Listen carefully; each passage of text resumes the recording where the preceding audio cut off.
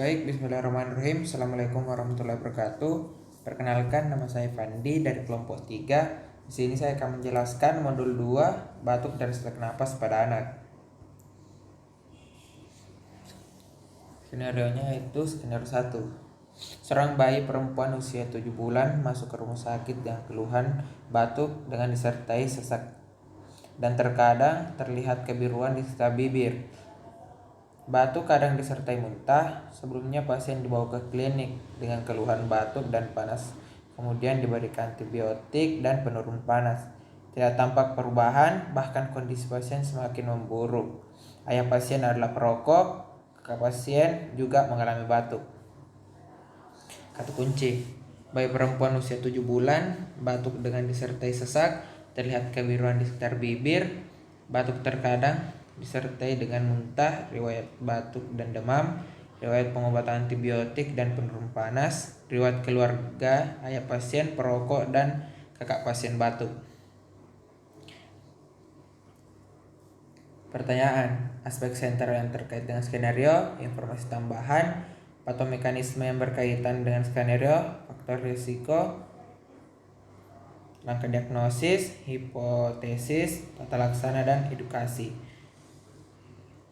Dan makasih syariah.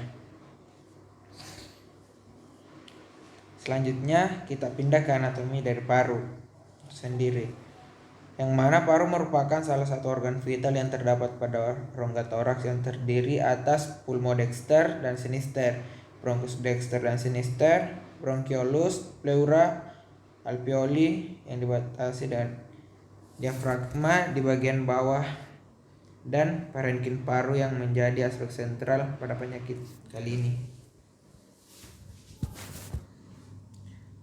Parenkim paru sendiri merupakan jaringan ikat otot yang mengikat seluruh saluran nafas yang memiliki protein kontraktil layaknya otot. Jaringan paru disebut parenkim paru, merupakan jaringan ikat yang mengikat saluran nafas. Bila paru dipotong melintang, maka saluran nafas akan terlihat seperti lubang-lubang di antara jaringan padat. Jaringan ikat memiliki protein kontraktil seperti otot, yaitu aktin dan miosin.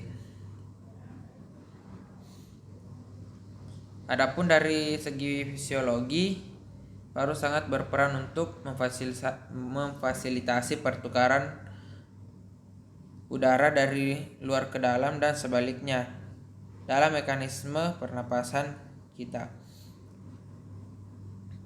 Fungsi utama paru adalah memfasilitasi pertukaran gas dari lingkungan luar tubuh atau atmosfer ke aliran darah dalam tubuh. Oksigen diangkut melalui alveoli ke jaringan kapiler, di mana ia dapat memasuki sistem arteri, akhirnya ke jaringan perfusi. Fungsi sistem paru adalah untuk ekstraksi oksigen dari lingkungan dan menyediakan untuk respirasi aerobik di tingkat sel. Oksigen pada akhirnya digunakan untuk menghasilkan ATP dan karbon dioksida, dihembuskan dengan produk sampingan metabolik lainnya.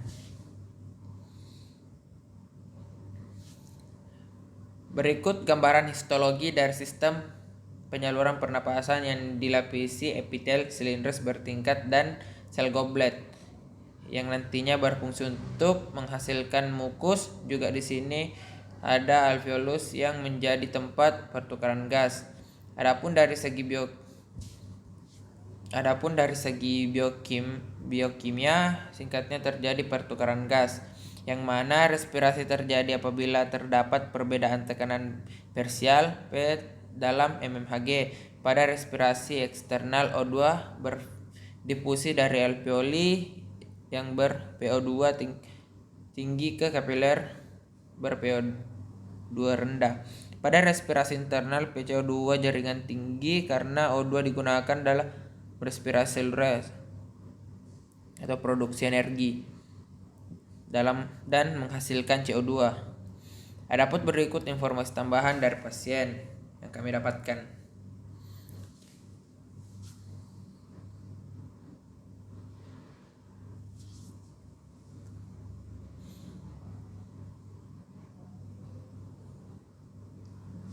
Selanjutnya patomekanisme. Faktor resiko saluran dengan penderita batuk, paparan asap rokok, kolonisasi traktus respiratorius superior,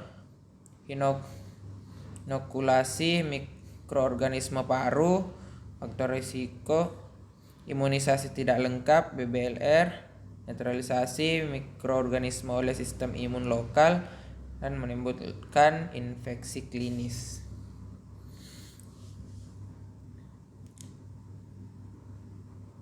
Untuk faktor resikonya juga ada beberapa, yakni kejadian pneumonia, karakteristik anak balita, karakteristik lingkungan balita, karakteristik perilaku, dan karakteristik pelayanan kesehatan. Selanjutnya langkah diagnosis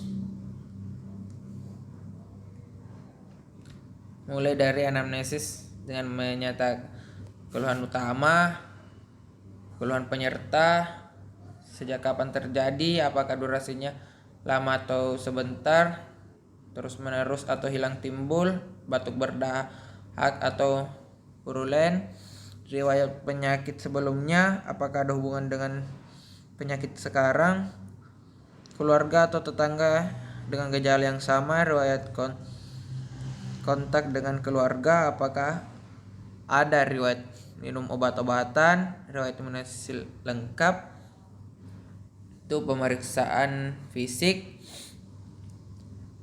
tanda vital, tekanan darah, nadi, pernapasan dan suhu tubuh, inspeksi, napas cuping hidung, retraksi supraternal, interkostal, subkostal, auskultasi, ronki basah kasar pada lapangan paru, infeksi dan abdomen dalam batas normal, yaitu pemeriksaan penunjang, itu radiologi atau fototoraks, laboratorium, mikrobiologi, analisis gas darah. Selanjutnya hipotesis yang mana kami ambil 3 jenis penyakit paru yang memiliki gejala yang sulit dibedakan namun berdasarkan faktor perbandingan dan gejala dari pasien lebih cocok ke pneumonia. Khusus untuk tuberkulosis dia negatif pada gejala sianosis dan napas cuping hidung. Sedangkan pada bronkitis tidak terjadi letargi dan napas cuping hidung. Jadi diagnosa kami adalah pneumonia anak yang disertai sianosis. Nah, untuk edukasi sendiri ada 3, yakni memberikan anak makanan sehat yang bergizi cukup, melengkapi imunisasi agar lebih rentan penyakit, serta menerapkan pola hidup sehat khususnya pada anak bayi. Hindari udara kotor dan paparan asap rokok. Segera larikan ke rumah sakit jika kondisi darurat seperti saturasi oksigen di bawah 95%. Frekuensi napas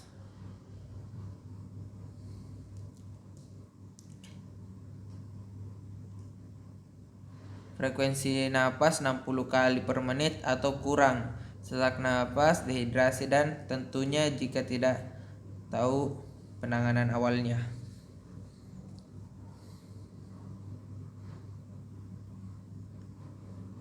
Terapi antibiotik, ampicillin tambah amoxicillin atau amoxicillin 25/50 mg per kgbb per kali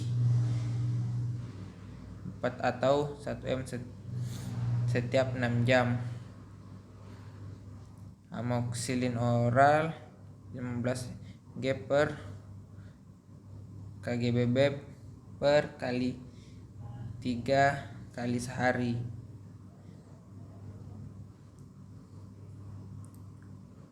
Chloramphenicol 25 mg per kgbb per kali IM atau 4 setiap 8 jam.